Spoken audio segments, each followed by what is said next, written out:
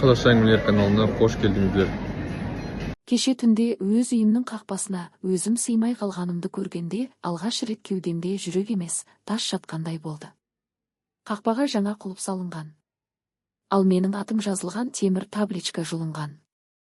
Сол сәтте көрші әйел пердені сырып маған емес, итке қарағандай қарады да ақырын ғана: «Аға, сізге бұл жаққа енді келмеңіз» деді. Деп терезесін жауып алды. Мен 70-ке таяған шағымда ештеңеден қорықпаймын деп ойлайтынмын. Аштық көрдім, тоқтық көрдім, заводта да істедім, базарда да жүк тасыдым, балаларымды оқыттым, үй салдым. Енді тыныш қарттық көрем дегенде, өз шаңырағымның сыртында бөтен адам сияқты тұрамын деп кім ойлаған. Сол түні мен мешіттің артындағы ескі орындықта таң атқанша отырдым. Қолым дірілдеп, телефонды 10 рет ашып, 10 рет жаптым. Үлкен ұлым Нұрланды тердім. Алмады. Кіші қызым Әселге жаздым. Әке, мен араласпаймын деп бірақ сөйлем жіберді. Ортаншы ұлым Самат мүлде қара тізімге кіргізіп тастаған. Осы 3 бала үшін жанымды беруге дайын едім. Ал олар мен емес, біреудің сөзіне сенді. Бәрі бір күнде басталған жоқ. Бәрі тым әдемі басталды. Әйелім Гүмирамен отасқаныма 40 жылдан асқан. Жас кезде ауылдан қалаға 2 сөмкемен келдік. Мен түнгі сменада жұмыс істеймін, ол күндіз асханаға шығады. Ақша жетпейді. Қыста пеш жақпай тоңған күндеріміз болды. Сол қиындықта бір-бірімізге серт бердік. Ешқашан сатпаймыз. Мен осы сөзге өмір бойы сендім. Бірақ адам сатқындықты жауынан емес, ең жақыннан көргенде құлайды екен. Алғашында ұсақ нәрселерден басталды. Гүлмираның телефоны өзгерді. Бұрын ас үйде қалай болса солай жататын телефон енді жастықтың астына кіретін болды. Түнде Viber дыбысы шығады. Ол болса әйелдер группасы, құрбылар ғой деп күле салады. Мен сендім. Сенгім келді. Сосын киімі өзгерді. Жас кезіндегідей боянып шашын жаңа стильге келтірді. Өзіңе қарағаның жақсы ғой дедім. Ішім бірдеңені сезді, бірақ осы жасымда қызғанып не қылам деп өзімді тежедім. Бір күні түсте үйге ерте келдім. Қақпаның алдында қара түсті көлік тұр. Іште еркектің дауысы естілді. Есікті ашсам, Гүлмира абыржыды. Қасында жас жігіт отыр. Түрі сүп-сүйкімді, сақал мұрты енді тебіндеп шыққан. Бұл кім? Дедім. Электрик. Розетканы қарап беріп жатыр деді әйелім бірден. Мен қабырғаға қарасам, розетка баяғыдай орнында. Еш құрал жоқ. Жігіт орнынан тұрып қолын ұсынды. Асламын. Қолы жұмсақ. Көзін тайдырып тұр. Электрикке мүлде ұқсамайды. Сол күні кешке әйелім маған алғаш рет дауыс көтерді. Сен маған сенбейсің. Қартайғанда миың өзгеріп кетті. Әр еркектен күмәнданасың. Мен үнсіз қалдым. Себебі дәлелім жоқ. Ал дәлелсіз айқай өзіңді өзің масқаралау. 2 аптадан кейін банк хабарлама жіберді. Сіздің атыңыздағы депозиттен ірі сома шешілді. Мен шошып кеттім. Банкке жүгіріп бардым. Қызметкер мониторға қарап: Операция сенімхат негізінде жасалған деді. Қандай сенімхат? Мен ешкімге бермедім. Қызметкер принтерден қағаз шығарды. Төменгі жағында менің қолыма ұқсас шимай. Бұл менің қолым емес. Заң бойынша нотариалды құжат күшінде, аға. Даулы болса, сот тәртібімен. Нотариус. Сол сөз құлағыма балғадай тиді. Үйге келсем, Гүлмира шай құйып отыр. Бетінде түк болмағандай. Банкке бардың ба? Деді жай ғана. Мен үнсіз бас изедім. Тыңда, эмоцияға берілме. Ол аша босқа жатқан. Мен айналымға жібердім. Қай айналым? Бизнес. Жастармен жұмыс. Қазіргі заман солай. Қандай жастар? Ол кесе түбіне қарап отырып: Саған бәрін түсіндіру қиын деді. Сол сәтте жүрегіме алғаш рет мен бұл үйде енді керексізбін деген ой кірді. Бірақ ең ауыры алда екен. Бір жексенбіде балаларды үйге шақырдым. Отбасылық әңгіме бар дедім. Үшеуі де келді. Немерелер келмеді. Үй іші мұздай. Мен дастархан басында бәрін ашық айттым. Балалар бір түрлі істер болып жатыр. Ақшам алынған. Үй құжаттарын тексеру керек. Үлкен ұлым Нұрлан қабағын түйіп: «Әке, тағы бастамаңызшы. Анамды жаман қылып көрсетпеңіз». Мен ешкімді жаман қылып отырған жоқпын, мен факт айтып отырмын. Кіші қызым Әсел көз жасын сығып: «Әке, сіз соңғы кезде бәріне шүйлігетін болдыңыз. Анам сізге қарап отыр ғой. Маған қарап отырма», деп күліп жібердім. Ашы күлкі еді. Менің банк ақшам қайда кетті сонда? Ортаншы Самат үстелді бір ұрып: «Бітті. Бізге ұят қылмаңыз. Адамдар сіз туралы не айтып жатқанын білесіз бе?» Сол кезде мен түсіндім. Менің үстімнен әлдеқашан әңгіме жүрген. Жай әңгіме емес, дайын сценарий. Мен жаман кейіпкер. Гүлмира сорлы әйел. Балалар анасын қорғайтын адал перзент. Не айтып жатыр? Айтыңдар, дедім. Нұрлан тістеніп: «Сіз жас қыздарға жазасыз дейді. Ақшаны құмар ойынға тастағансыз дейді. Анамды ұрып жіберген күніңіз болған дейді». Мен орнымнан атып тұрдым. Өтірік? Бәрі өтірік болса, неге жұрт бірдей айтады? Деді Самат. Жұрт? Бір адамның өтірігі жұрттың аузымен айтылса, шындыққа айналып кетеді екен. Сол түні мен қора жақтағы шағын бөлмеге кетіп қалдым. Үйде тұрмын, бірақ үй иесі емеспін. Келесі күні таңертең шкафты ашсам, құжат салған көп папкам жоқ. Үйдің техникалық паспорты, жер актісі, ескі сатып алу сату шарты, бәрі сонда еді. Жоқ. Мен нотариусқа бардым. 10 жыл бұрын танысқан әйел нотариус. Мені көріп таң қалды. «Аға, кеше ғана келіп кеттіңіздер ғой». Кім? Өзіңіз? Жұбайыңызбен. Мен кеше бұл жақта болған жоқпын. Ол үнсіз қалды. Компьютерден бір нәрсе ашты. Сосын даусын бәсеңдетіп: «Мен сізге ештеңе айтпадым. Бірақ қазір барлық әрекет заң жүзінде рәсімделіп қойғанға ұқсайды». Мен орындыққа отыра кеттім. Көз алдымда шаңырағым, аулам, тал егіп жүрген жас кезім, балаларымның алғаш мектепке барған күні. Бәрі кино сияқты өтті. Сол фильмнің соңында мен жоқпын. Кешке Гүлмираның телефонында хабарлама жарқ етті. Ол жуынуға кеткенде еріксіз көзім түсіп кетті. Күнім ертең бәрі бітеді. Қартты толық шығарамыз. Төменде аты: Аслан. Менің қолым мұздап кетті. Қарт. Ол мені солай атайды. Мен үй салған адамын. Балалар өсірген әкемін. Ал оның сөзінде мен кедергі ғана. Мен сол түні алғаш рет диктофон қостым. Келесі күндері өз үйімде тыңшы болып жүрдім. Ас үйде телефон қалдырамын. Қонақ бөлмеге кірсем, әңгіме тоқтайды. Гүлмира маған шайды бөлек құяды. Балалар бұрынғыдан да суық. Қысқасы, мен тірі адам емес, үйдегі ескі жиһаз сияқтымын.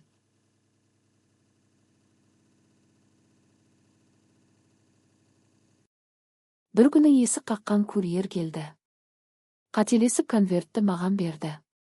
Үстінде: «Аслан, қайтар мекенжайы біздің үй». Конвертті ашуға хақым жоқ екенін білем, бірақ өз үйімде бөтеннің аты тұрған соң жүйкем шыдамады. Ішінде фитнес-клубтың абонементі, жаңа телефонға рассрочка шарты және біздің үйдің мекенжайына тіркеу өтінішінің көшірмесі. Ол жігіт біздің үйге тіркелмек. Сол сәтте менің ішімде бірдеңе үзілді. Бірақ айғайлаған жоқпын. Қайта тым тыныш болдым. Өйткені мен енді эмоциямен емес, дәлелмен жүру керегін түсіндім. Мен аудандық ХКО-ға бардым. Кезекте 2 сағат тұрдым. Терезедегі қыз құжаттарға қарап: «Бұл мекенжай бойынша меншік иесі ретінде сіз көрсетілмегенсіз», деді. Қалай? Жүйе бойынша соңғы өзгеріс 3 ай бұрын енгізілген. Кім иесі? Ол экраннан көз алмай. Ортақ меншік. Гүлмира Қайратқызы және Аслан Талғатұлы.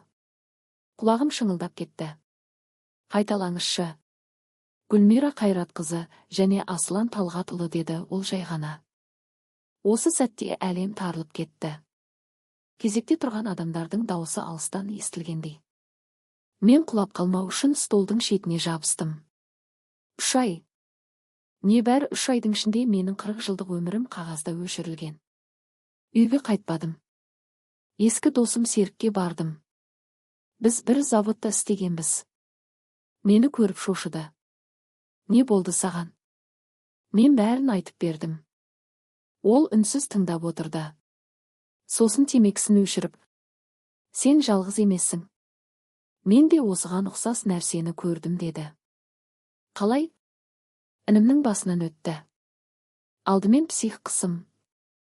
Сосын әкең есінен ауысты деген сөз тарату. Кейін құжат. Соңында үйден шығару. Не істедіңдер? Кеш қалдық. Осы кеш қалдық деген 2 сөз мені селт еткізді. Серік маған бір адвокаттың нөмірін берді. Түн болса да жаздым. Таңертең қабылдауға кірдім. Адвокат жас әйел екен, аты Динара. Көзқарасы өткір. Мені бөлмеге кіргізіп 2 сағат тыңдады. Бірінші ереже: аға, деді ол, сіз енді ешкіммен айқайласпайсыз. Неге? Себебі олар сізді агрессив етіп көрсеткісі келеді. Екінші ереже: бәрін құжаттаймыз. Үшінші ереже: эмоция жоқ, факт қана. Үйді қайтаруға бола ма? Ол сәл ойланып: қиын. Бірақ мүмкін. Егер қолтаңба қолдан жасалғанын, қысым болғанын, алдау схемасын дәлелдесек. Сол күні мен алғаш рет үміт деген нәрсені қайта сездім. Кішкентай ғана болса да. Кешке үйге кірсем, қонақ бөлмеде Гүлмира мен Аслан отыр. Екеуі шай ішіп күліп отыр. Мені көргенде тып-тыныш болды. Сізбен сөйлесу керек, деді Аслан. Сіз? Кеше ғана қарт деген адам қазір сыпайы. Тыңдап тұрмын. Бұл үйде бірге тұру бәрімізге қиын.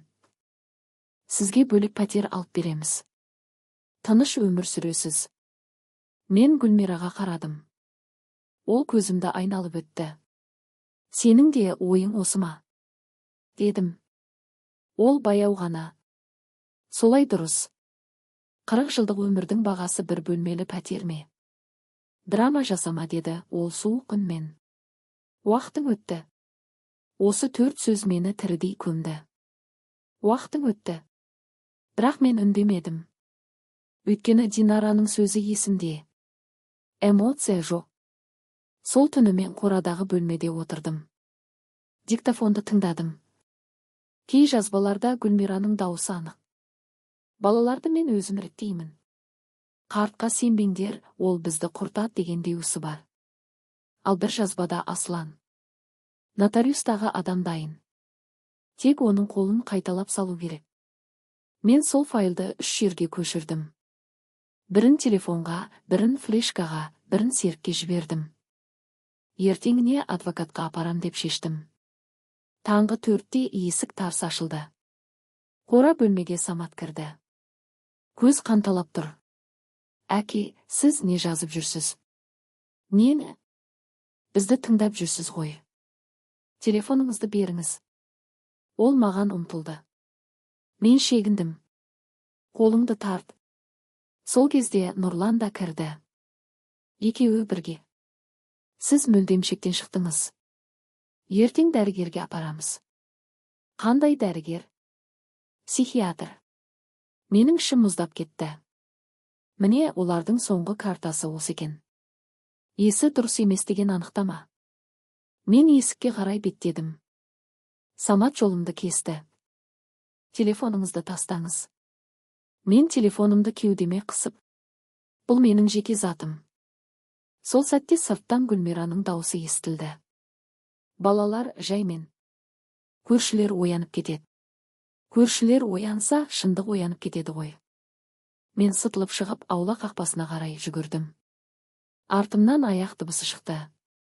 Қолым қалтырап Серіктің нөмірін тердім. Серік, мені алып кет. Қазір. Қайдасың? Үйде. Жоқ, үй емес енді. Сол сәтте артымнан Асланның даусы шықты. Аға, тоқтаңыз, сөйлесейік. Біз жау емеспіз. Мен бұрылдым. Ол маған жақындап келді. Бетінде сабыр, көзінде суық есеп. Телефонды беріңіз, мәселені тыныш шешеміз деді. Мен бір адым артқа шегіндім де, қалтамдағы флешканы байқатпай жерге түсіріп, аяқпен жаптым. Мәселе енді тыныш шешілмейді дедім. Ол езу тартып күлімсіреді. Онда сізге қиын болады. Дәл сол кезде көшенің арғы бетінен көліктің жарығы түсті. Серік келді деп ойладым. Бірақ тоқтаған көлік полицияның қызметтік көлігі еді. Екі форма киген адам түсті. Біреуі қағаз ұстаған. Сіз Нұрбек Омаровсыз ба? Иә. Бізге отбасыңыздан шағым түсті. Өзіне және айналасындағыларға қауіп төндіріп жүр деген негізбен түсіндіру жұмысына алып жүреміз. Гүлмира баспалдақта тұр. Балалар да сыртта. Ешкімнің жүзінде таңданыш жоқ. Бәрі дайын сценарий сияқты. Полицей қағазды маған созды. Мен көз жүгірттім. Төменгі жолда куәгер ретінде екі адамның қолы тұр. Нұрлан Нұрбекұлы. Самат Нұрбекұлы. Өз балаларым. Сол сәтте мен бір нәрсені анық түсіндім. Мені тек үйден емес, өмірден өшіруге кіріскен. Бірақ олар бір нәрсені білмейді. Ең қауіпті дәлел менің телефонымда емес болатын. Мен полиция көлігіне отырғанда денем дірілдеген жоқ. Қызық, иә. Адам өмірі быт-шыт болған сәтте қолы қалтырамайды екен. Керісінше миы тым анық жұмыс істейді. Терезеден үйге қарадым. Бір кезде өзім қалап салған, әр кірпішін арқалап көтерген үй. Қазір сол үйдің терезесінен мені қылмыскердей шығарып салып тұр. Сол жағында жас полицей отырды. Дауысы жұмсақ екен. Ата, уайымдамаңыз. Бұл тек тексеру үшін деді. Ата, үйде мені қарт деп кемсіткендерден кейін осы бір сөздің өзі жүрекке жылы тиді. Бөлімшеге келгенде мені бір кабинетке кіргізді. Қабырғада ескі күнтізбе, үстелде жуан журнал. Кезекші офицер құжаттарды қарап отырып, отбасыңыз агрессия көрсетті, өз-өзіне бақылау жоқ деп жазыпты деді. Мен ешкімге қол көтермедім. Оны біз тексереміз. Осы сәтте ең басты қателікті жасамауға тырыстым. Ашуға берілмеу. Динараның сөзі миымда жаңғырып тұрды. Олар сізді эмоцияға итереді. Мен баяу тыныстап бар нақты датамен айта бастадым. Қай күні банкке бардым, қай күні ХКО-дан мәлімет алдым, қай күні кімне деді, бәрін. Офицер басын көтеріп маған ұзақ қарады. Сіз өте нақты сөйлейсіз деді. Әдетте есі дұрыс емес деген арыздарда адам бұлай хронологиямен айтпайды. Өйткені мен өтірік айтпаймын. Ол үнсіз қалды да бір бланкты алды. Біз сізді медициналық тексеруден өткізуге жібереміз. Заң бойынша рәсім. Қарсы болмасаңыз, бәрі тез бітеді. Қарсы емеспін. Маған дәлізде күтуге тура келді. Телефонымды уақытша сақтау үшін алып қойды. Бірақ олар бір нәрсені білмейді. Ең маңызды материал телефонда емес. 2 сағаттан кейін дәрігер қарады. Қарт кісі көзілдірігін түсіріп қойып сұрақ қойды. Атыңыз? Нұрбек Омаров. Қай жыл? 1958. Бүгін қай күн? 2026 жылдың 26 наурызы. Ол тағы бірнеше сұрақ қойды. Мен бәріне нақты жауап бердім. Соңында дәрігер қағазға қол қойып полицейге берді. Полицей бір қарап алып даусын бәсеңдетіп, сізде бағдар бұзылысы жоқ деп тұр деді. Мен ішімнен ғана, Аллаға шүкір дедім. Түн ортасы ауғанда мені босатты. Бірақ отбасылық дауды ушықтырмау туралы ескерту берді. Бөлімше сыртында Серік күтіп тұр екен. Көлігінің ішінде үнсіз ұзақ отырдық. Сосын ол маған термоспен шай ұсынды. Бәрін ойладың ба? Деді. Иә. Енді артқа жол жоқ. Серік мені өз үйіне апарды. Таңға жуып ұйықтап кеттім. Таңертең көзімді ашсам, үстел үстінде бір пакет тұр. Таза жейде, дәрі-дәрмек, ескі фотоальбом. Пакеттің ішінде хат бар. Аға, берілме. Шындық сен жақта. Хаттың астында Серіктің әйелі Гүлзаттың қолы. Сол кішкентай қамқорлық мені қайта тірілткендей болды. Сағат 10-ға Динарамен кездім. Ол мені көріп ақ. Олар психиатр картасын іске қосты ма? Деді. Иә. Бірақ өтпеді. Жақсы. Демек біз болжап едік. Мен флешканы үстелге қойдым. Негізгі жазбалар осында. Ол ноутбугын ашып тыңдай бастады. Бірінші файлда ыдыс-аяқ сыңғыры, сосын Гүлмираның даусы. Балаларды өзім реттеймін. Екінші файлда Аслан. Нотариустағы адам дайын. Үшінші файлда Нұрлан. Әкеге сенбеңдер. Динара тыңдап болып орындыққа шалқайды. Бұл өте маңызды деді. Бірақ сақ болыңыз. Жазбаның заңдылығын даулауы мүмкін. Біз қосымша дәлелдер жинаймыз. Қандай дәлел? Құжаттардың түпнұсқасы, нотариалдық реестр, банк транзакциясы, куәгерлер, сараптама. Әсіресе қолтаңба сараптамасы. Динара бірден 3 сұрау дайындады. Мен қол қойдым. Сосын ол маған қарап. Ең қиыны енді басталады. Олар келісімге шақыруы мүмкін, қорқытуы мүмкін, аяушылық ойнауы мүмкін.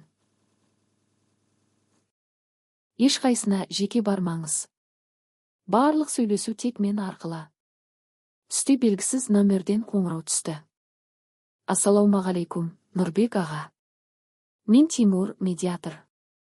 Отбасыңыз татуласқысы келеді. Кездесейік. Адвокатымен сөйлесіңіз дедім де, тұтқаны қойдым. 5 минуттан соң Гүлмира өзі жазды. Балалар күйзеліп жүр. Елге күлкі болмайық. Кел, тыныш шешейік. Мен жауап бермедім. Кешке қарай одан да ауыр хабар келді. Әсел жазыпты. Әке, өтінемін, анама тиіспе. Ол сені аяп жүр. Осы сөйлемді оқып ұзақ отырдым. Қызыма ренжиде алмадым. Себебі ол да ықпалдың астында. Біреуге шындықты айтқызу қиын, бірақ жалғанға сендіру өте оңай екен. Ертеңіне біз нотариалдық палатаға бардық. Ресми өтінішпен даулы сенімхаттың көшірмесін сұраттық.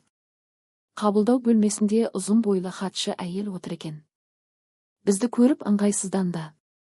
Құжат соттың сұрауымен ғана беріледі деді. Динара жымиып, онда сот сұрауын күтеміз. Бірақ алдын ала тіркеу нөмірін және нотариустың аты жөнін растайсыз ба? Хатшы аз кідіріп компьютерге қарады. Тіркеу бар. Қай күні? 2025 жылдың 14 желтоқсаны. Дәл сол күні мен ауылда нағашымның жаназасында болғамын. Қолымда билет, фотолар бар. Бұл бізге ауадай қажет алиби. Динара мені сыртқа алып шықты. Көрдіңіз бе? Енді даталар сөйлейді деді. Сол күні кешке тағы бір бұрылыс болды. Серіктің үйіне қайтып келе жатсам, подъезд алдында бұрынғы көршім Айман апай күтіп тұр. Көз алаң. Балам сөйлесу керек деді. Біз аула шетіне шықтық. Ол жан-жағына қарап алып сыбырлап сөйледі. Сенің үйіңе соңғы айларда бір жас жігіт келіп жүрді. Жалғыз емес. 2 рет қара костюм киген адамдар да келді. Қолдарында папка. Қай уақытта? Көбіне сен жоқта. Тағы бірде. Кешір, айтпасам болмайды. Келінің емес, өз әйелің бір күні қолды ұқсатып үйрен деп бірдеңе дегенін құлағым шалды. Мен үнсіз қалдым. Куәлік бересіз бе, апай? Ол қорқып кетті. Балам, мені араластырма. Бірақ саған жаным ашиды. Куәлік бермесе де, оның сөзін хаттамаға ақпарат көзі ретінде білгілеп қоюға болады. Динара осыны естігенде. Жақсы. Біз оған ресми қысым жасамаймыз. Бірақ қажет болса сот шақырат деді. 3 күннен кейін банк жауабы келді. Депозит шешу операциясы екі бөлікпен жасалған. Бір бөлігі Гүлмираның шотына, екінші бөлігі Аслан атына рәсімделген кәсіпкерлік есепшотқа аударылған. Жастар жобасы деген тағайындау жазылған. Қағазды көргенде күлкім келді. Олар өз өтірігіне тым сеніп кеткен. Бірақ дәл осы сәтте мен күтпеген соққы алдым. Кешкісін Серіктің телефонына бейтаныс адам хабарласыпты. Өзін Саматтың досымын деп таныстырған. Қысқа ғана айтқан: Нұрбек ақсақал сотқа берсе, немерелерін енді көрмейді.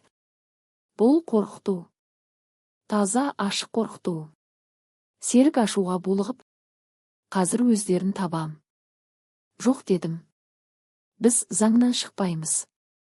Бұл сөзді айтқанда өз даусым өзіме бөтен естілді. Бұрынғы Нұрбек әлдеқашан айқайлап төбелес шығарар еді. Қазіргі Нұрбек басқа. Күйген темірдей суыған. Динараға бәрін жеткіздік. Ол бірден полицияға арыз жобасын дайындады. Әр қоңырауды, әр хабарламаны тіркеңіз. Бізге эмоция емес, іс керек деді. Келесі аптада сотқа дейінгі алғашқы отырыс белгіленді. Ресми түрде мүліктік дау және мәмілелердің жарамдылығын тексеру. Бейресми түрде менің өмірімнің соты. Отырыс күні таңертең мен айнаға ұзақ қарадым. Бетім әжім, көзім шүңірейген. Бірақ жанарымда бұрын болмаған бір нәрсе бар. Қорқынышпен араласқан ашықтық. Адам бәрінен айырылғанда ғана шын батыл бола ма екен? Сот ғимаратына кіргенде дәлізде оларды көрдім. Гүлмира ақ орамал тағып алыпты, жүзі шаршаңқы кейіпте. Жанында Аслан тұр, қымбат костюм, сенімді тұр. Балаларым да сол жерде. Үшеуі мені көріп көздерін тайдырды.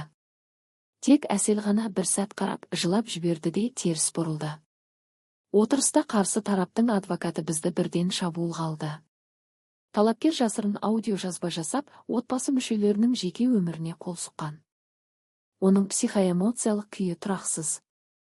Өз еркімен мәміле жасаған, енді өкініп отыр деді. Мен тісімді қыстым. Динара орнынан жай көтерілді. Құрметті сот, бізде талапкердің мәміле күні басқа қалада болғанын дәлелдейтін құжаттар бар.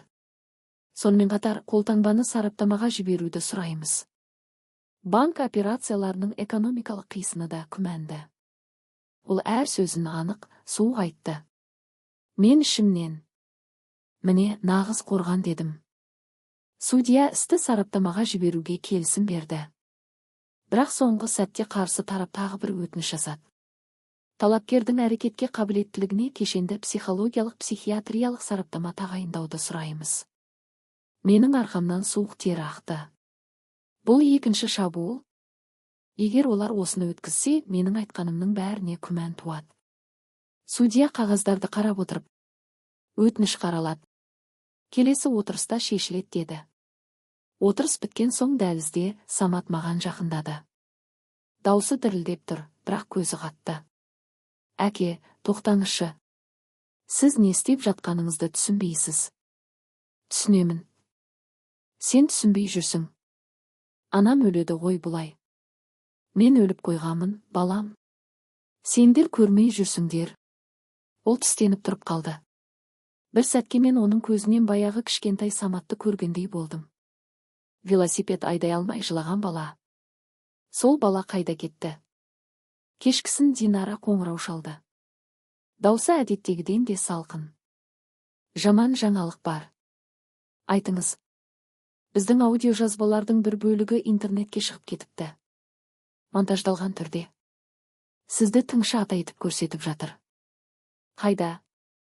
Жергілікті пабликтерде. Әдейі жасалған ақпаратты қысым сияқты. Мен үнсіз қалдым. Бұл соғыс тек сотта емес, жұрттың санасында жүріп жатыр. Түнде ұйықтай алмадым. Терезе алдында отырып өткен өмірімді санадым. Гүлмирамен алғаш танысқан күнім, перзентханада тұңғышымда алғаш қолыма алған сәт, үйдің іргедасын құйған күн.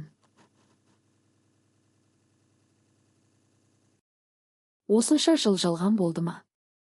Әлде шын болғанда, кейін уланған ба? Ең ауыр сұрақ осы екен. Таң ата Серік ас үйге кіріп келді. Аға, бір адам хабарласты. Өзін Асланның бұрынғы серіктесімін дейді. Кездесемін деп отыр. Не үшін? Егер Нұрбек ата шынымен күресіп жатса, менде керек нәрсе бар деді.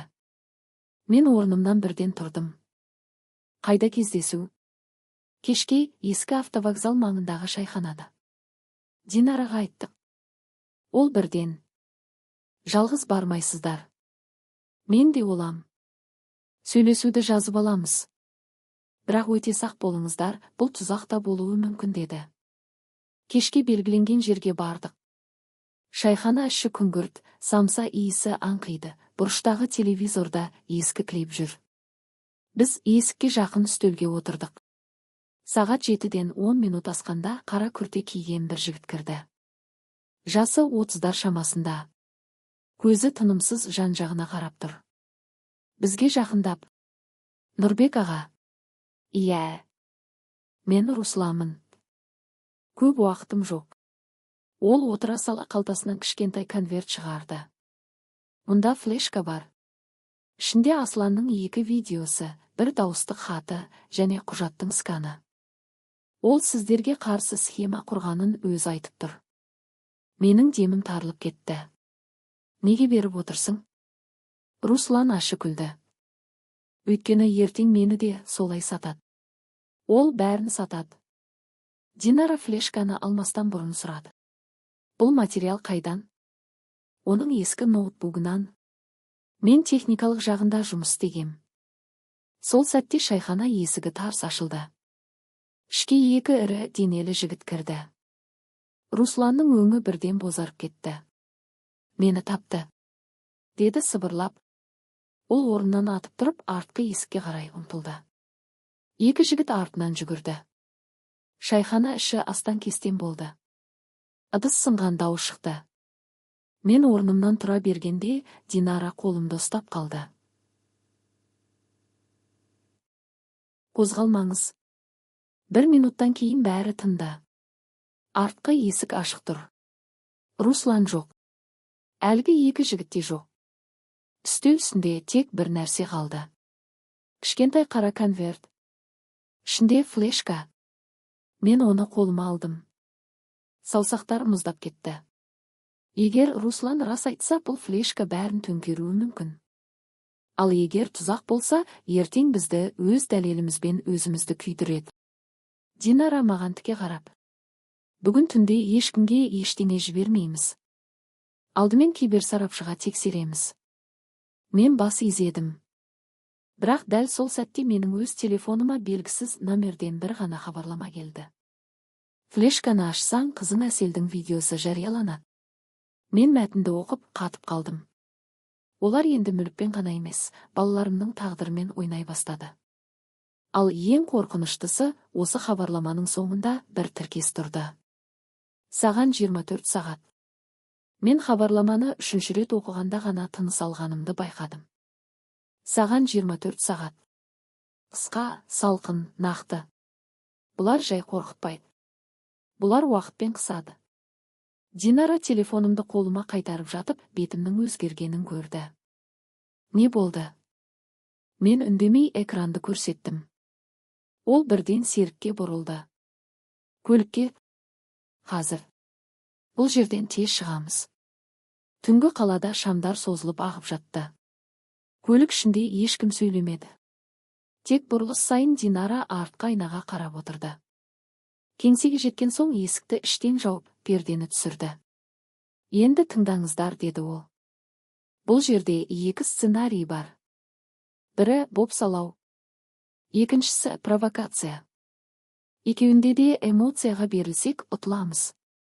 Олар Әселге не істейді? Дедім, менің даусым өзіме жат шығып. Әзірше ештеңе білмейміз. Бірақ біз бірден 2 бағытта жүреміз.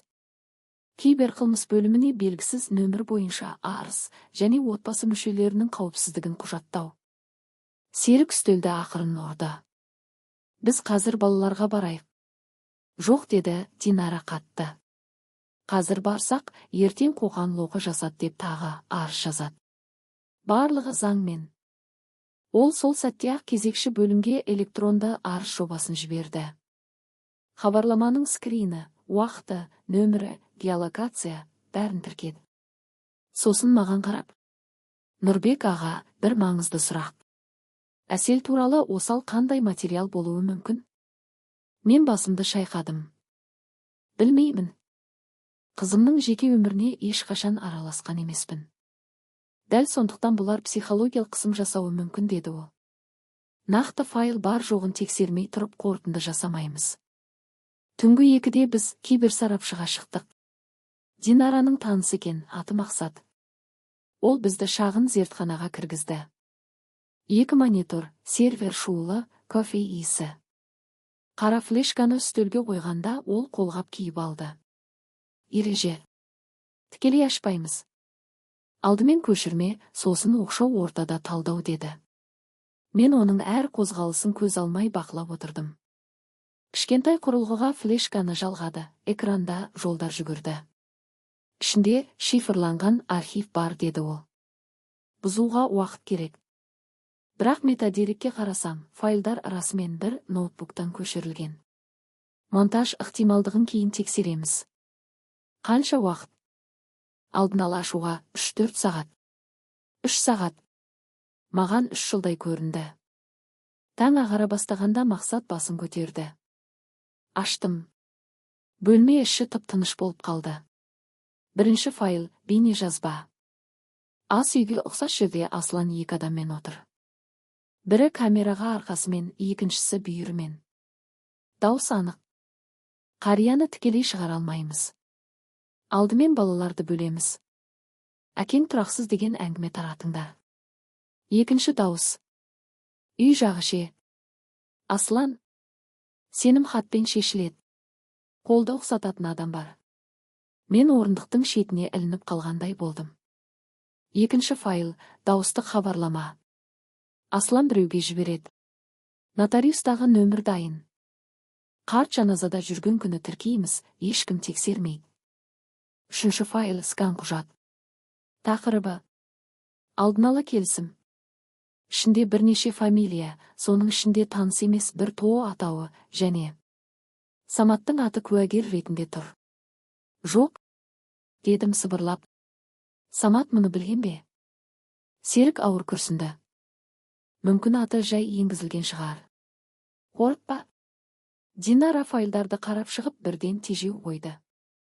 Ешқайсысын қазір жарияламаймыз. Әуелі түпнұсқалық сараптама. Өйтпесек жалған видео деп жоққа шығарады. Біз эмоциялық жеңіс емес, заңдық жеңіс аламыз. Сол сәтте мен тағы бір нәрсені түсіндім.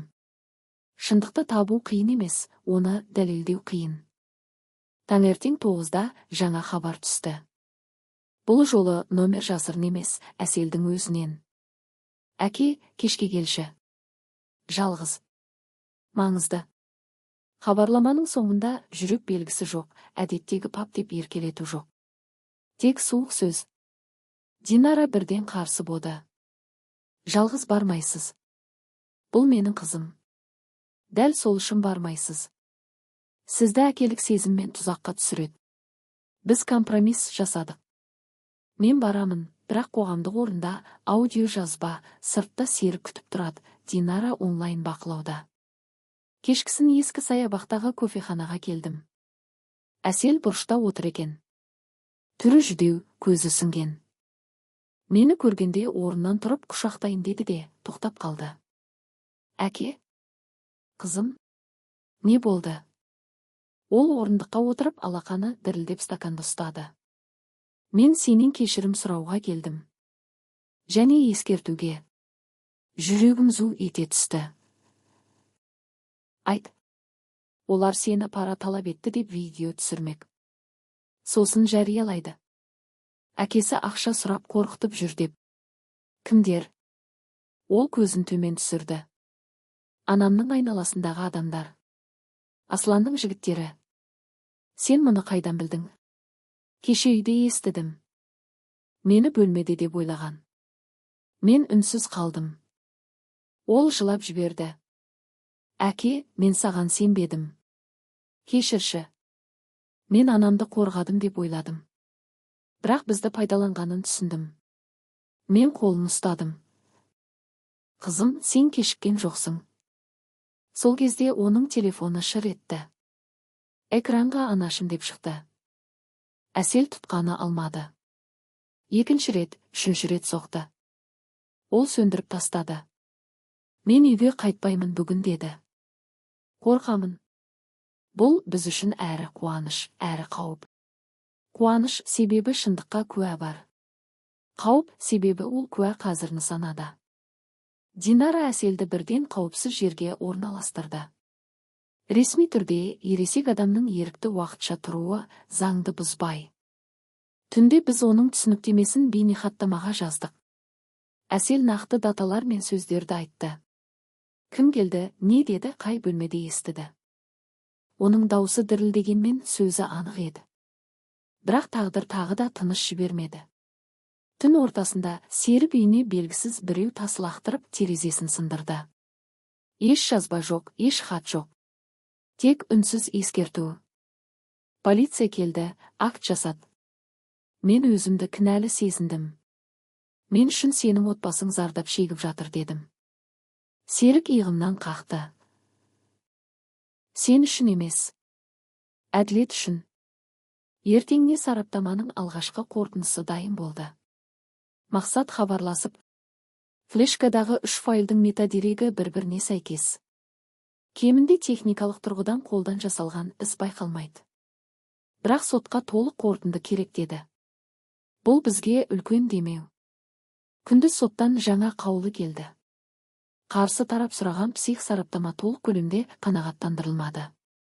Судья тек амбулаторлық қысқа тексерумен шектеді. Себебі менде бұрыннан диагноз жоқ, ал алғашқы медициналық қорытындым қалыпты.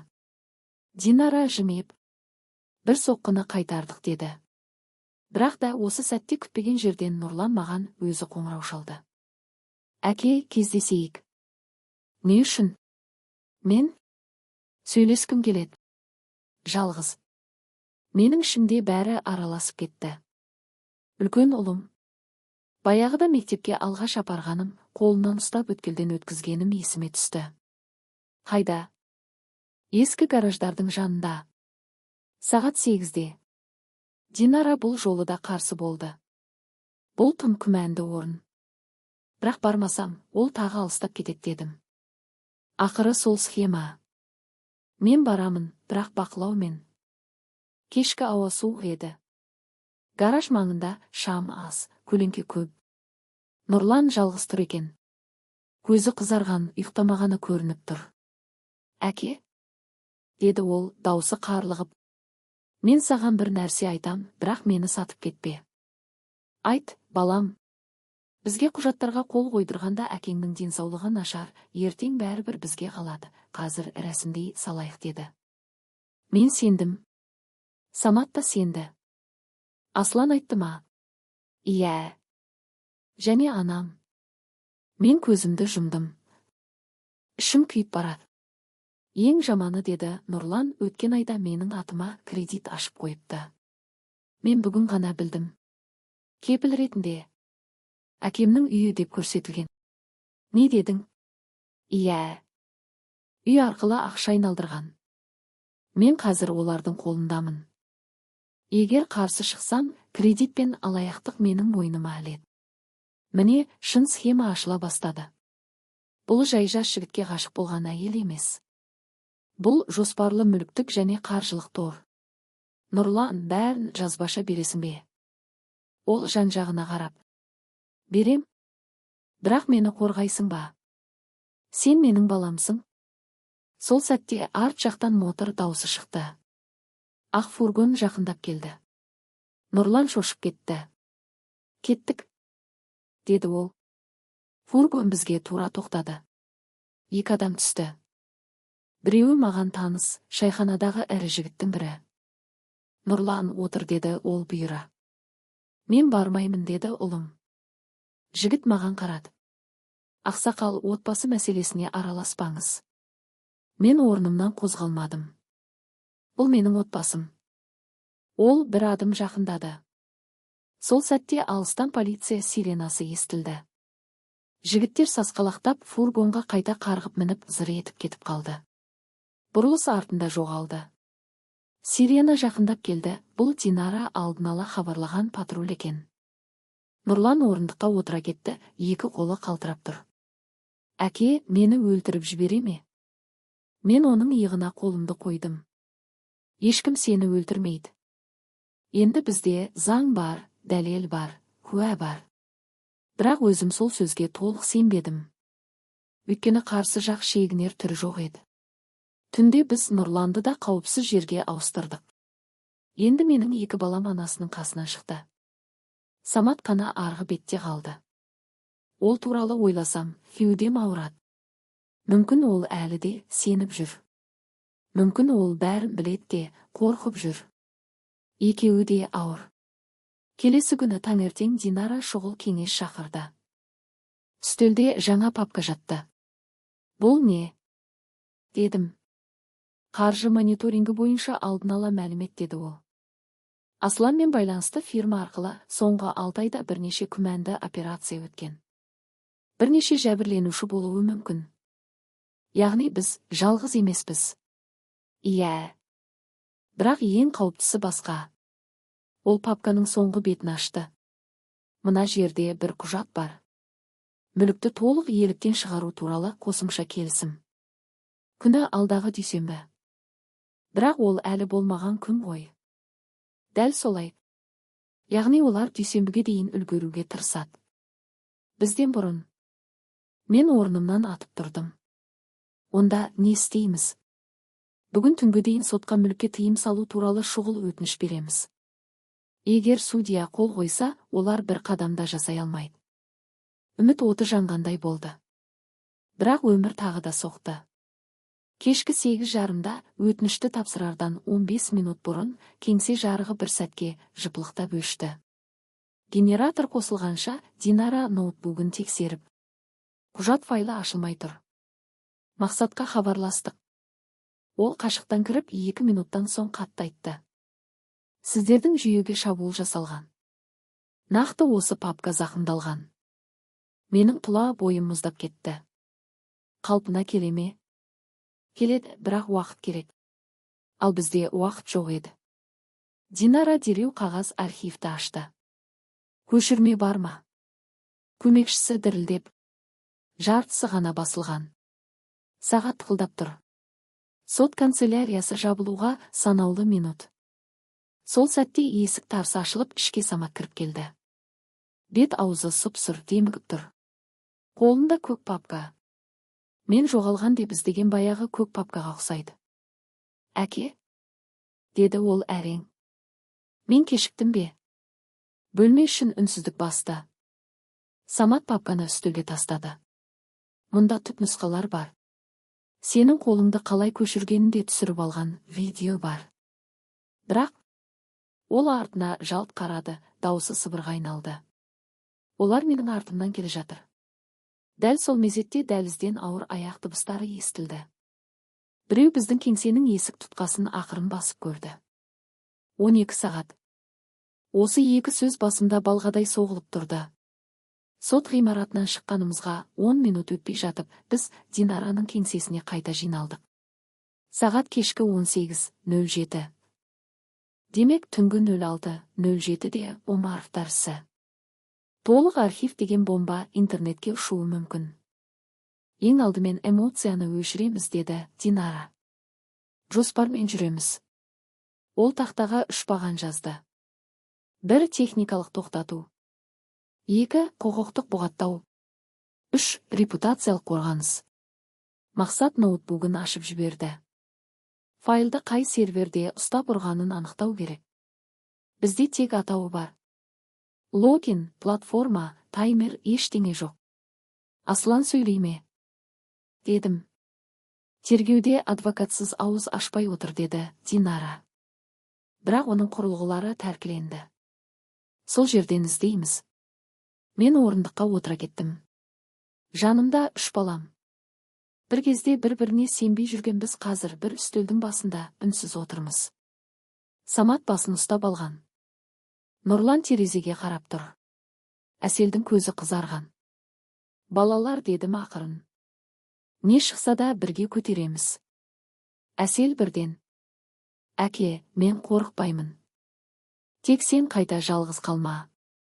Осы сөз ішімді тіліп өтті. 19-12-де Мақсат бірінші ilmek тапты. Аслан қолданған пошта жәшігінің резервінен автоматты тарату сервисіне байланысты хабарлама шықты. Шетелдік Dead Man Switch жүйесі. Яғни иесі белгілі уақыт сайын код енгізіп тұрмаса, алдын ала жүктелген архив көрсетілген адресаттарға және ашық сілтемеге тарайды. Адресаттар кім? Әзірге шифрланған.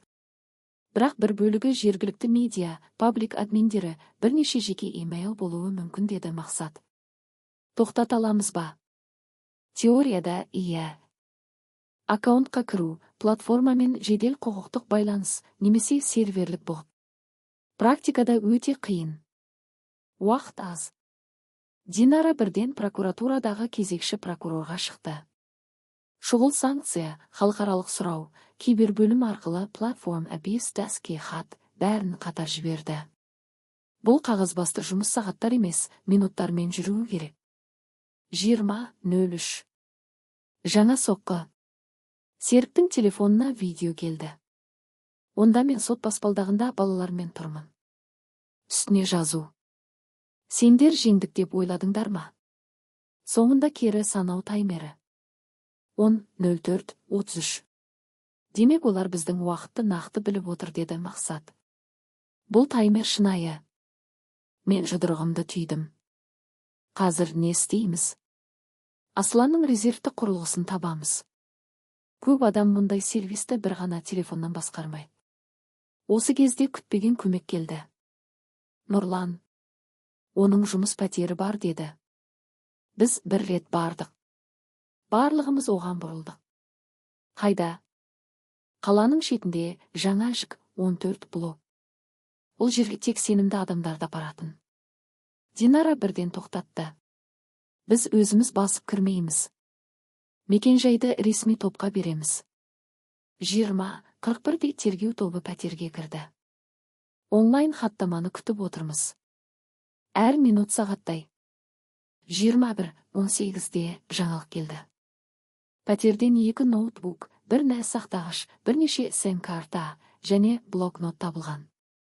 Блокноттың ішінде 3 код және бір сөз. Амырфанлак. Бұл біздікі деді Мақсат. Құрылғыларды жедел түрде киберзертханаға жеткізді. Біз де сонда бардық. Есігі металл, іші суық жарық. Бір үстелде тәркіленген ноутбук ашылып жатыр. Пароль керек. Блокноттағы кодтардың бірі сәйкес келді. Жиі ашылды. Экранда қара фонда таймер жыпылықтап тұр. 08:46:11. Менің жүрегім тарсылдап кетті. Ішінде Release Profile деген бөлім бар екен. Көрсетілген тізім. 17 имейл адрес. 9 Telegram арна боты. 3 видео платформаға автожүктеу. 1 ашық торрент сілтеме. Архив көлемі 11,2 ГБ. Құдай-ау, деп сыбырлады Әсел. Мақсат тез жұмыс істеп жатыр. Тікелей cancel бассақ, жүйе anti-tamper қосып, бірден жариялап жіберуі мүмкін. Онда ше. Алдымен mirror жасап, сосын triggerді жалған heartbeatпен алдаймыз. Маған бұл сөздердің жартысы түсініксіз. Бірақ оның маңдайындағы тер бәрін айтып тұр. Бұл өте нәзік операция. 22:07-де бірінші құқықтық жауап келді. Платформа біздің сұрауды high priority legal hold ретінде қабылдапты. Бұл жақсы белгі. Бірақ толық бұғатқа әлі кепіл жоқ. 22:31. Тергеуші Динараға сыбырлап бір нәрсе айтты. Динара маған бұрылды. Жаман және жақсы жаңалық бар. Жақсысы архивті уақытша кідіртудің жолын таптық. Жаманы оның ішінде тек сіздің отбасы емес, тағы бірнеше отбасының деректері бар. Яғни бұл жалғыз іс емес. Иә. Бәлкім үлкен желі. Мен сол сәтте бір нәрсені анық түсіндім. Менің қайғым жеке трагедия емес, жүйелі қақпаның бір бөлігі. 23:10. Мақсат жүйеге heartbeats бөліп жіберді. Таймер тоқтағандай болды да қайта жүрді. Бірақ жаңа уақыт шықты. 23:59. Не болды? Дедім. Біз оны нөлге түсіреміз деп ойладық. Ол керісінше бір тәулікке қайта орнатты, деді Мақсат. Бұл жаман емес. Біз қосымша уақыт ұттық. Бөлме іші бір сәтке демалып қалды. Бірақ Динара бірден. Бұл тек бір профиль. Резерв профилі болуы мүмкін. Тексергенде рас шықты.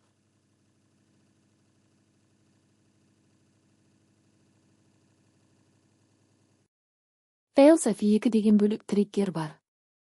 Ондағы таймер 06:07:00 бастап уақыт өзгермеген. Міне, басты бомба осы, деді Мақсат. Егер осыны сөндірмесек, бәрібір тарайды. Түн жарымы ауғанда бәріміздің күшіміз сарқыла бастады. Самат бұрышта үнсіз отыр. Бір кезде ол орнынан тұрып маған келді. Әке, мен саған бір нәрсе айтпадым, деді. Айт.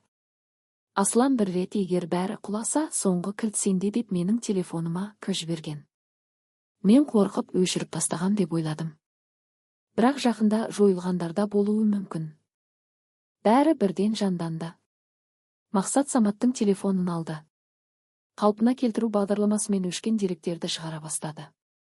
17 минуттан кейін экранда бұлыңғыр пайда болды. Бар, деді Мақсат. Көрдан шыққан жол бір реттік токен генераторының сейт кілтінің жартысы ғана. Жартысы блокнотта бар Amorphanlock сөзімен бірігеді екен. Бұл anti-failsafe тоқтату кілті болуы мүмкін. 03:42. Уақыт өтіп барады. Комбинацияны енгіздік. Жүйе жауап бермеді. Екінші форматта енгіздік invalid. Үшінші әрекеттен кейін қызыл ескерту шықты. Bir attempt remaining. Тоқта, деді Мақсат. Соңғы қателік болса, жедел релиз болады. Бөлме ішінде өлі тыныштық. Сол кезде күтпеген жерден Әсел. Амар емес, Амар болуы мүмкін ғой, деді. Неге? Аслан анама сендер фамилияны да дұрыс жаза алмайсыңдар деп мазақ қылатын. Арнайы қате енгізіп қояды. Мақсат бір сәт қатып қалды да басын көтерді. Мүмкін. Human hint obfuscation. Көп қолданады. Соңғы әрекетке Amorphanlock енгізілді. Экран бір секундқа қараңғы болды. Мен демалмай қалдым. Сосын жасыл жол шықты. Failsafe 2 post. Manual verification required. Сағат 03:49. Ешкім бірден сөйлемеді. Сосын серік орнынан тұрып, маңдайын сипат. Тірі қалдық па? Мақсат иығын көтерді. Әлі толық емес. Қазір verification token сұрайды. Ол тек негізгі аккаунт поштасына келеді. Ол пошта қайда? Асланның құрылғысында болу керек. 04:12-де іздеген поштаны таптық. Бірақ оған кіру үшін биометриялық растау сұрап тұр, бет әлпет. Бітті ме сонда? Дедім. Толық бітпеген. Бізде заң санкциясы бар, провайдер арқылы fallback код сұраймыз, деді Динара. Минуттар өтті. 05:01-де код келді. Енгіздік. Жүйе verify деп шықты. 2 трекерде өшірілді. Архив автоматты таралмайтын болды. Мен алғаш рет терең дем алдым. Бірақ жеңіс қуанышы ұзаққа созылмады. Мақсат Мэві көшірмені ашып көріп қабағын түйді. Мынау жаман. Не? Архивтің ішінде Final Drop M4 деген файл бар. Егер тарап кетсе ғана емес, қолмен де тараталады. Файл қазірдің өзінде бір сыртқа аккаунтқа жүктелген ізі тұр. Яғни бір данасы кетіп үлгерген бе? Иә. Жүктеу 17:58-де жасалған. Яғни соттан шыққан сәттерде. Динара дереу. Қай аккаунт? Ники Карасикл 77. Платформа шетелдік қысқа видео сервис. Бәріміз бір-бірімізге қарадық.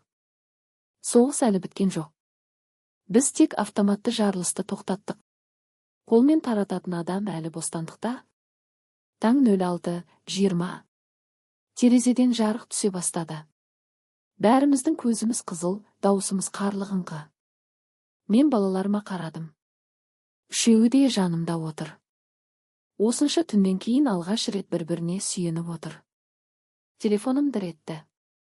Белгісіз аккаунттан видео сілтеме келді. Төменде бір сөйлем. Кодты дұрыстаптың, қарт.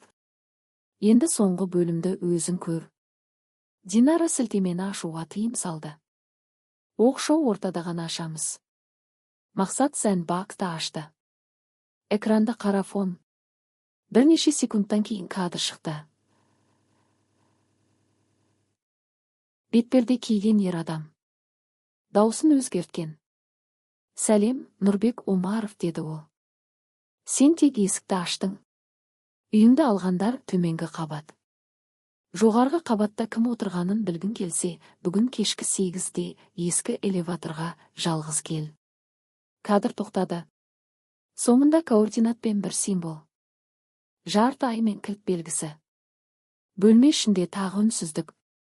Динара бірінші болып сөйледі. Бұл қақпан. Серік. Бірақ ол жоғарғы қабат деп тұр. Демек желінің басы бар. Мен көзімді жұмдым. Шаршадым. Күйдім. Бірақ тоқтай алмаймын. Мен барамын, дедім. Балаларым бірден қарсы шулап кетті. Жоқ. Әке, болмайды. Бұл анық тұзақ. Мен жай ғана қолымды көтердім. Бұл жолы жалғыз бармаймын. Бірақ бармайды алмаймын. Егер бүгін тоқтасақ, ертең басқа бір әкенің үйін алады. Динара маған ұзақ қарады да ақырын бас изеді. Онда операция ретінде барамыз. Рұқсатпен, бақылаумен, толық қауіпсіздіген. Сағат 06:47. 24 сағаттық тозақ аяқталғандай, бірақ жаңа есік ашылды. Ескі элеватор. Кешкі 8. Және жоғарғы қабаттағы біреу. Менің ішім бір нәрсені сезді. Бұл оқиғаның ең қауіпті шындығы әлі басталған жоқ. Кешкі 8-ге дейінгі уақыт бір ғасырға созылғандай болды. Ұйқы жоқ, тыныштық жоқ. Таңнан бері бәріміз әр жаққа жүгірдік. Рұқсат, келісім, қауіпсіздік жоспары, байланыс арнасы. Динара бұл кездесуді ерікті ақпарат берушімен бақыланатын байланыс ретінде ресмилендірді. Қарапайым тілмен айтқанда, мен жем емеспін, мен куәгермін.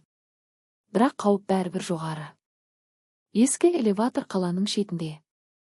Бала күнімде сол жерден астық тиіп кететін жүк көліктерін көретінмін. Қазір қаңыраған бетон, сынған терезе, тот басқан темір. Күн батқанда ол жер тіпті басқа әлем сияқты. Операция жоспары қысқа болды. Мен ішке кіремін. Құлағымда шағын байланыс құрылғысы. Сыртта бақылау тобы, кибербақылау, патруль жақын қашықтықта. Кез келген қауіпті сөз, код. Жел күшейді. 18:55-те балалармен қысқа сөйлестім. Нұрлан. Әке, міндетті емес. Самат. Мен барайын орныңа. Әсел үндемей келіп маңдайымнан сүйді. Тек қайтып кел, деді. 19:48. Біз элеватор маңына жеттік. Ауада шаң иісі. Жел ысқырып тұр. Көліктен түскенде тізем сәл дір етті. Қорыққанымнан емес, денемнің шаршағанынан. Бірақ ішімдегі бір нәрсе өте анық. Бүгін шешуші күн. 19:59. Мен ішке кірдім. Тот басқан баспалдақ, қараңғы дәліз. Қабырғада ескі жазулар. Төбеден су тамшылайды. Байланыс тексеру, деді құлаққаптағы дауыс. Естіп тұрмын, дедім. Екінші қабаттағы бос алаңға шыққанда алыстан жарық көрінді. Кішкентай шам. Қасында ұзын плащ киген адам тұр. Бетперде жоқ. Жасы шамамен 40-тарда. Бет жүзі таныс емес. Нұрбек аға, деді. Иә. Сен кімсің? Мені еркіндеңіз. Уақыт аз. Ол маған жақындамай, ара қашықтық сақтап тұрды. Қолы бос. Қауіпсіздік тобы, визуал таза, деді. Жоғарғы қабат деген не? Дедім тіке. Еркін ашы күлді. Сіз Асланды бас деп ойлап жүрсіз. Ол орындаушы ғана. Негізгі топ қамқор қор деген атаумен жүреді. Қарттарға құқықтық көмек көрсетеміз деп кіріп, мүлікті сыпырып алады. Дәлел. Ол күрт ішкі қалтасынан конверт шығарды. Мұнда тізім бар. 23 іс. 7 қала. 1 үлгі. Сіздің іс 19-шысы. Қалғандары ше. Кейбірі ерікті түрде саптым деп жабылған. Кейбірі іс-түссіз. Менің арқамнан суық жүрді. Неге маған беріп тұрсың? Өйткені мен де сол жүйеде болдым, деді ол. Ал былтыр өз әкемді соларға жоғалттым. Мен бір сәт үнсіз қалдым. Оның көзіне қарасам, өтірікке ұқсамайды. Бірақ бұл ойында болуы мүмкін. Құлаққаптан Динараның даусы келді. Конвертті ал, бірақ ашпа. Сұрақты нақтыла. Басшысы кім? Дедім. Еркін терең дем алды. Сіз білетін адам. Аты. Қазір айтсам, бұл жерден шықпайсыз. Алдымен мынау сізге жетсін. Ол конвертті еденге қойды да 2 адым артқа кетті. Бүгін түнде сізге із келеді.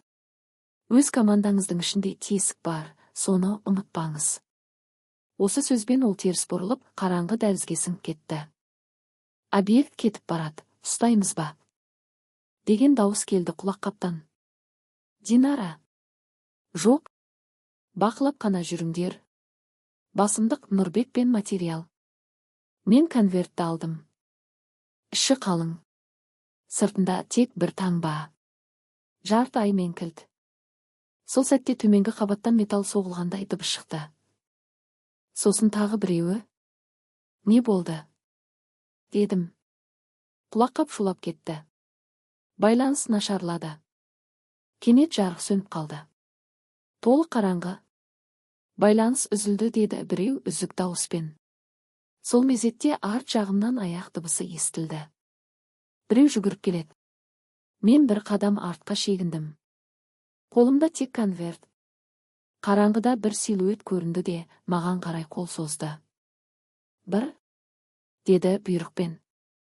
Мен автоматты түрде. Жел күшейді, деп айқайладым. Сырттан дабыл дауыстары естілді. Бірақ қараңғыдағы адам тым жақын. Ол иығымнан тартып конвертке жармасты. Біз екеуміз бетонға сүрініп құладық. Қағаздар шашылып кетті. Менің шынтағым ауыр соғылды. Сырттан шам сәулесі жарқ етті. Бірнеше адам жүгіріп кірді. Қараңғыдағы силуэт қаша жөнелді. Біреулер артынан қуды. Мен жерде отырып шашылған парақтарды құшақтап жинап жатырмын. Көңілімде бір ғана қорқыныш.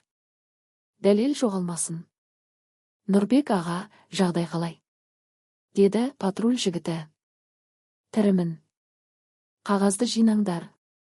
Біз парақтарды түгелге жуық жинадық. Бірақ бір кішкентай флешка табылмады. Конвертте флешкада болғанын сол кезде ғана көрдік, ішкі қалташасы жыртылған. Сыртқа шыққанда Динара мен Серік қарсы алды. Жарақат бар ма? Ұсақ? Флешка жоқ. Динара бір сәтке көзін жұмды. Жаман. Бірақ қағаз бар, бұл да үлкен нәрсе. Кеңсеге жетіп конверт ішін түгел санап шықтық. Расымен басты материалдардың бірі жетіспейді. Қалғаны 23-тің қысқаша тізімі. Бірнеше нотариустың қайталанатын байланысы. 3 делдал фирма атауы. Қамқор қор ішкі чатынан үзінді скриндер. 2 есепшот маршруты. Ең соңғы бетте қолмен жазылған бір сөйлем. Бас үйлестіруші. Сариев. Лақап тәлімгер. Серіктің көзі шарасына шықты. Тәлімгерді танимын.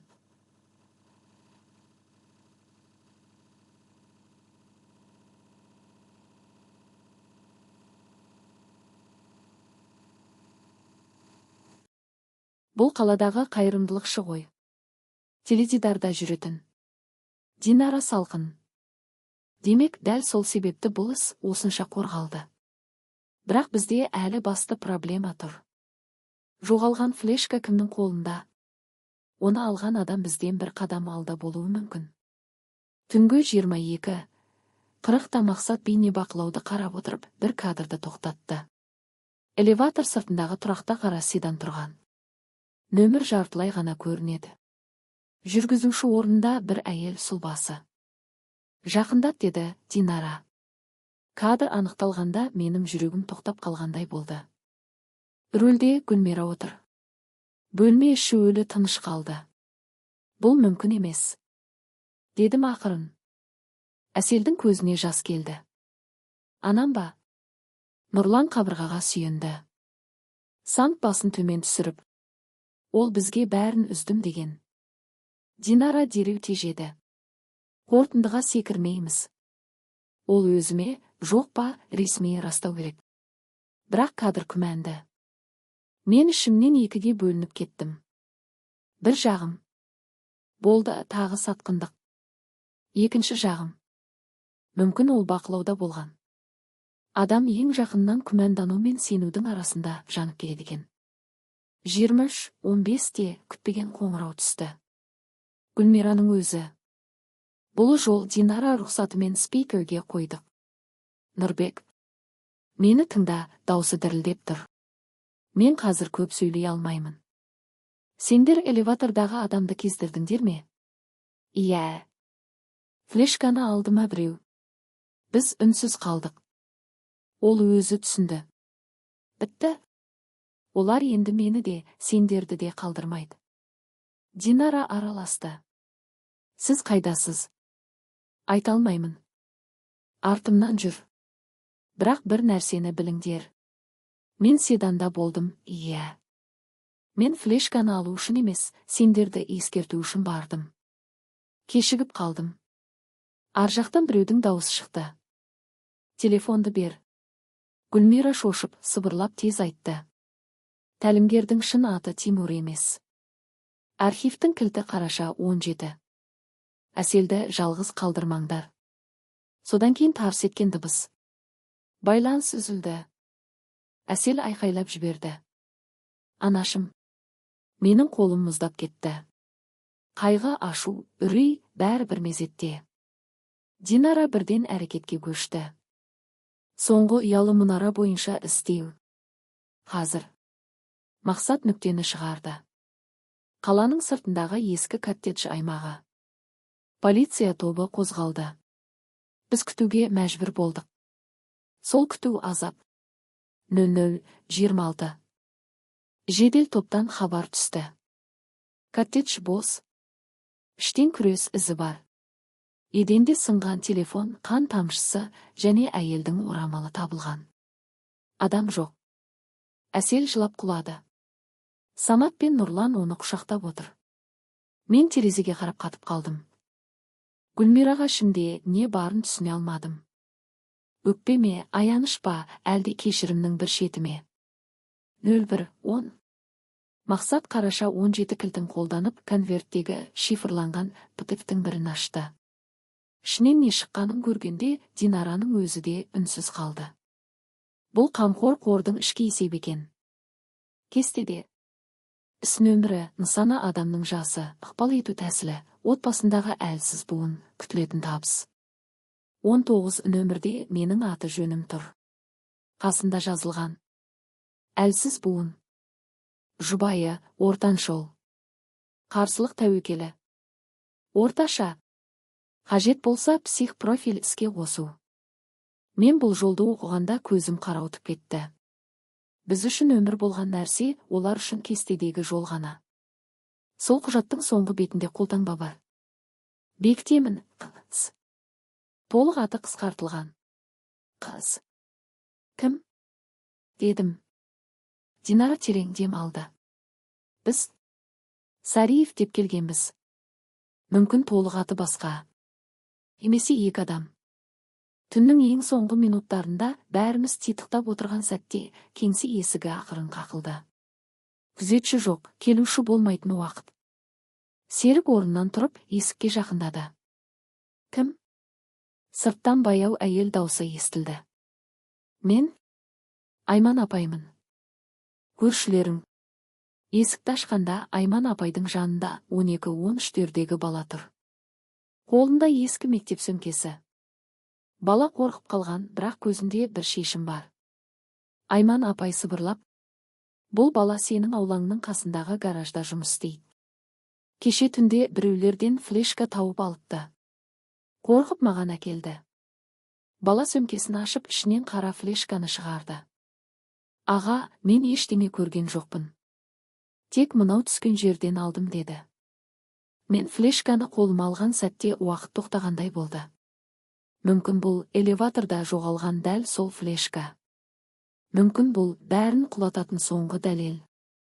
Мақсат құрылғыны қарап басын көтерді. Иә. Бұл сол құрылғының сериялық нөмірі. Бөлмеде бір мезет үміт оты жанды. Бірақ ол келесі сөзді айтқанда бәріміз қайта тоңдық. Ашуға болады. Бірақ ішінде self-erase скрипті бар. Бір қате әрекет, файлдар мәңгі өшеді. Сағат 02:03. Соңғы дәлел қолымызда. Бір ғана мүмкіндік. Мен флешкаға қарап отырып іштей бір сөз айттым. Енді шындық не шығады, не бізбен бірге көміледі. Сағат 02:03. Флешка үстелде жатыр. Бөлме ішіндегі әр адам соған қарап тұр. Әлем кішірейіп, бәрі осы бір кішкентай темір қаптамаға сыйып қалғандай. Қазір ешкім тыныс алмаңдар деп айта алмаймын, деді Мақсат құрғақ жымиып. Бірақ шынымен тыныштық керек. Ол оқшау жүйені дайындады. Интернетсіз орта, write blocker, жедел жад көшірмесі, форензикалық режим. Self-erase 2 жолмен іске қосылады. Біріншісі қате құпия сөз, екіншісі дұрыс емес орта анықталса. Яғни ол бізді байқаса, өзі өшеді ме? Дедім. Дәл солай. Бұл флешканы кәсіпқой жасаған. Мен орындыққа жайлап отырдым. Аяғымда күш жоқ. Әсел жанымда үнсіз. Нұрлан мен Самат бір-біріне қарауға батпайды. Серік терезе жақта жүріп кеткен. 02:19. Мақсат алғашқы метадиректі шығарды. Ішінде 3 контейнер бар. At Ledger, Media, Keys. Негізгісі. Кілтсіз ашылмай ма? Ашылады, бірақ ішіндегі шифр шешілмейді. Сол сәтте менің есіме Гүлмираның соңғы сөзі түсті. Тәлімгердің шын аты Тимур емес. Архивтің кілті қараша 17. Қараша 17-ні осы жерде қолданып көр дедім. Мақсат басын шайқады. Бірден енгізбейміз. Бұл деңгейде қате құпия сөз санағы болуы мүмкін. Алдымен контейнердің типін танимыз. 02:43. Ол форматты анықтады. Көп қабатты VeriCrypt'тен өзгертілген нұсқа. Кілт фразасы аппараттық салып керек. Салып флешканың өз чипінде. Демек дұрыс фраза тапсақ, бір мүмкіндікпен ашамыз, деді. Динара ақ қағазға ықтимал нұсқаларды жазып отыр. Қараша 17, қараша 17, қараша 17, 17 қараша. Мақсат тоқтатты. Тізім жасамаңдар. Бұл жерде бір ғана оқ атуға болады. 03:05. Бәріміздің жүйкеміз шегіне жеткенде күтпеген хабар келді. Тергеушіден.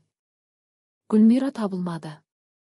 Бірақ коттеджден алынған саусақ іздері ішінде бір танысы есім бар, Қайрат Сапарұлы. Динара қатты демалды. Қыз. Серіктің даусы қарлығып шықты. Ол қайырымдылық қорының ресми төрағасы ғой. Көңілімде мұз қатты. Демек біз дәл нүктеге жақындадық. 03:27. Мақсат соңғы дайындықты аяқтады. Енді фраза енгіземіз. Қате болса бітті. Қараша 17-ні дәл қалай? Деді Динара. Мен көзімді жұмдым.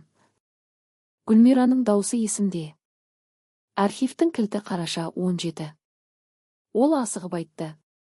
Мұндайда адам символы айтпайды, сөздің мәнін айтады. Осы орынмен қазақша емес, латын болуы мүмкін, дедім. Олар көбіне ағылшынша жүйе қолданады. Қараша 17. Мақсат маған тік қарады. Сенімдісің бе? Жоқ. Бірақ шым солай дейді.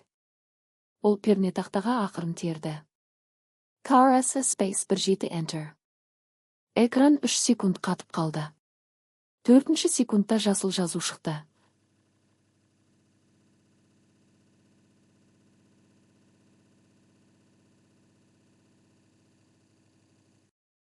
Container mounted бөлмеде бірден ешкім айқайлаған жоқ. Тек бәрі бір-біріне қарап қатып қалды. Сосын Әсел жылап жіберді. Мен басымды төмен түсіріп, Аллаға шүкір дедім. Ішінде не барын ашқанда, біздің түнгі шайқасымыздың нағыз себебі көрінді. Контейнерінде 23-тің толық папкасы, әр іске байланысты аудио-видео компромат, нотариустарға, делдалдарға төлем кестелері, ықпал ету сценарийі деген шаблондар, және ең маңыздысы Core Roster XOX. Core Roster XOX ашылғанда тізімде 14 негізгі адам шықты. Лақап аты, нақты аты, аймақ үлесі. 4 жол. Тәлімгер, нақты аты. Қайрат Сапарұлы Бекенов. 9 жол. Жүргізуші Аслан Талғатұлы. 11 жол. Қалқан. Мені шоқ қылған есім. Жоқ, дедім сыбырлап. 11 жолда. Динара Нұркенқызы деген басқа адам емес, дәл біздің адвокат Динараның аты жөніне ұқсас жазу тұрды. Тек туған жылы сәл бөлек. Бөлме іші мұздай қалды. Серік орнынан атып тұрды. Бұл не сұмдық? Динараның өзі экранға еңкейіп қайта-қайта қарады. Бұл мен емес. Туған жыл басқа. Әкесінің аты да сәйкес емес. Бұл әдейі шатастыру болуы мүмкін деді ол сабыр сақтап. Бірақ жүзінен қан қашты. Мақсат тез тексерді. Иә, ең сәйкес келмейді. Бұл басқа Динара. Мүмкін аты ұқсас адам ретінде әдейі. Мен ішімнен кешірім сұрадым. 1 секундқа болса да менде күдік пайда болғанын сездім. Келесі файл Policy Notes Docs. Онда әр істің медиа тактикасы. Кімге жала тарату, қай пабликке лақтыру, қай кезде псих профиль қосу. 19 іс, яғни менікі, жанында белгі тұр. Escalate if father resists. Use daughter leverage. Әсел экранға қарап қалтырап кетті. Самат басын қабырғаға тіреп жылап отыр. Нұрлан үнсіз. 04:31.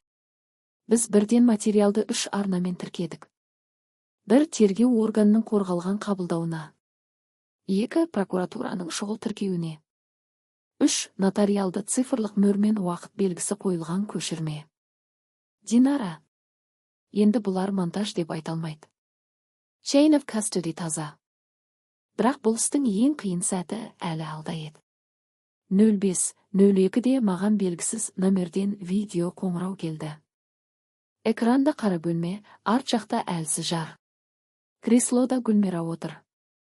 Қолдары байланып тұрма, анық көрінбейді. Камераға бір ер адам жақындады, беті көрінбейді. Даусы өзгертілген. Нұрбек Омаров, қаһарман болдың ба? Кімсің? Қажет емес. Тыңда. Файлдарды кері аласың, арызды тоқтатасың, балаларыңды тый. 30 минут. Болмаса әйеліңмен қоштас. Менің денемде қан қалмағандай болды. Оған тиіспе. Онда дәл қазір бәрі жалған деп видео жаз. Біз жіберген мәтінмен. Қоңырау үзілді. Бірден мессенджерге мәтін келді. Мен Нұрбек Омаров, барлық айыптауды қайтарып аламын. Әсел айқайлады. Жоқ, әке, жасама. Самат тізерлеп. Анам үшін. Нұрлан көзін жұмып тұр. Менің ішімде тозақ басталды. Бұл әйел мені сатып үйімді тартып алуға қатысқан. Бірақ ол балаларымның анасы, менің 40 жылдық тағдырым. Оны өлімге қиып, әділдік іздей аламын ба? Әлде бәрін қайтарып тағы да құрбан боламыз ба? Динара менің алдыма келіп иығымнан ұстады. Нұрбек аға, тыңдаңыз. Бопсалаушы талапты орындасаңыз да, олар босатпайды. Бұл қақпанның заңы. Біз тактикалық ұтыс жасаймыз. Уақыт сұраймыз, геоз аламыз. Егер кешіксек ше? Біз кешікпейміз. 05:11-де мақсат қоңыраудың дерек ағынынан аймақты тарылтты. Өнеркәсіп аймағы, ескі тоңазытқыш қоймалары маңы.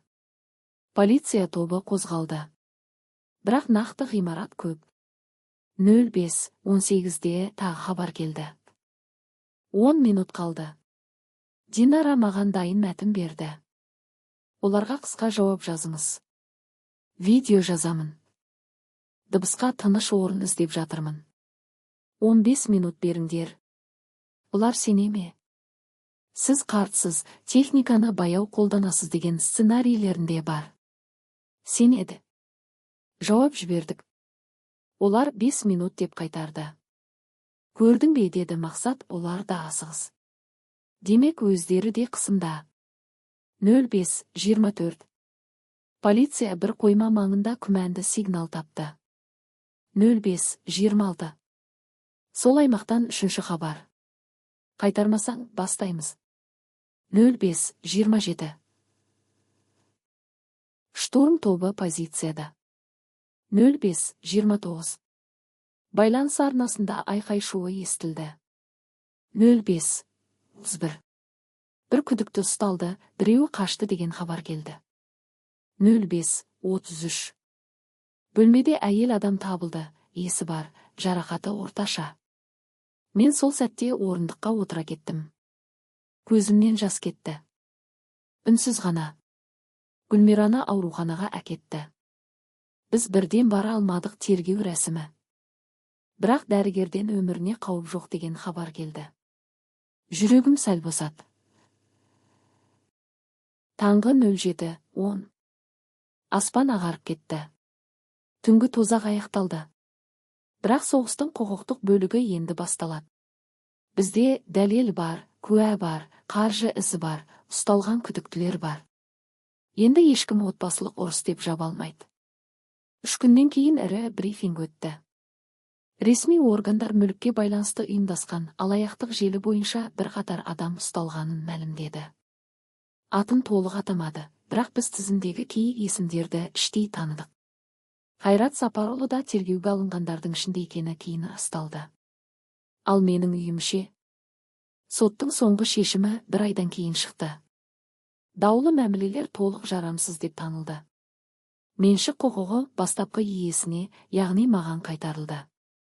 Жалған сенімхат, бопсалау, қылмыстық топқа қатысу деректері бөлек өндірісте жалғасады. Қағазды қолыма ұстағанда жеңіс сезіммен қатар бос қуыс болды. Үй қайтты, бірақ жоғалған жылдар қайтпайды. Сенім қайтпайды.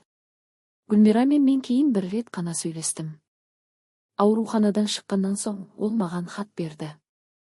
Хатта: мен сені саттым, кейін өзім де сол торға түстім. Кешірім сұрауға бетім жоқ.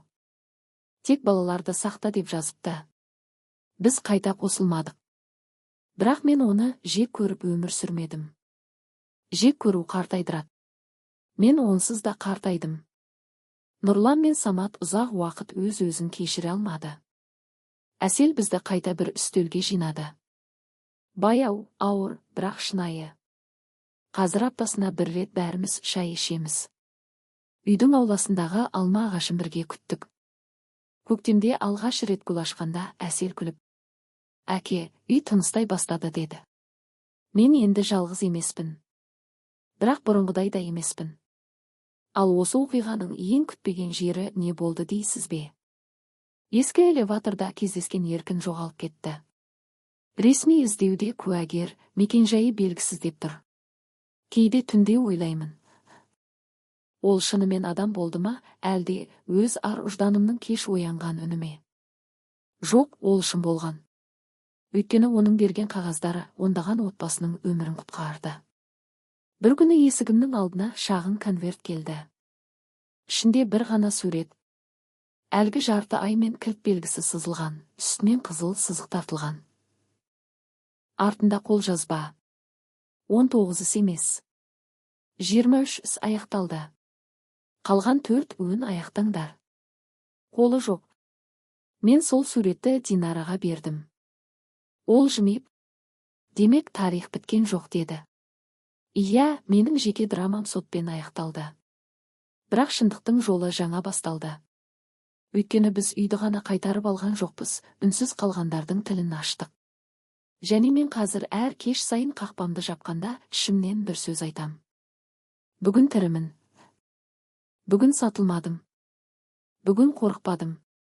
Бірақ кей түндері жел қатты соққанда, телефон экраны жыпылықтап кеткенде, мен әлі де сергеде түсем. Себебі қақпам бір рет жабылса, оның дыбысы өмір бойы құлақта қалады. Ал ең соңғы ақиқат мынау. Мені үйден қуғандардан да қауіптісі мені балаларымнан алыстатқан өтірік болды. Үйдің құлпын ауыстыру оңай. Жүректің құлпын қайта ашу ең қиын сот.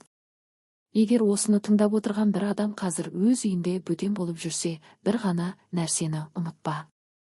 Айқай емес, дәлел жина. Кек емес, заң ұста. Жалғыз қалма. Өйткені мен тірі куәмін. Бір қарттың үнсіз күресі тұтас жүйені құлата алады. Көргендеріңіз үшін рахмет, сау болыңыздар.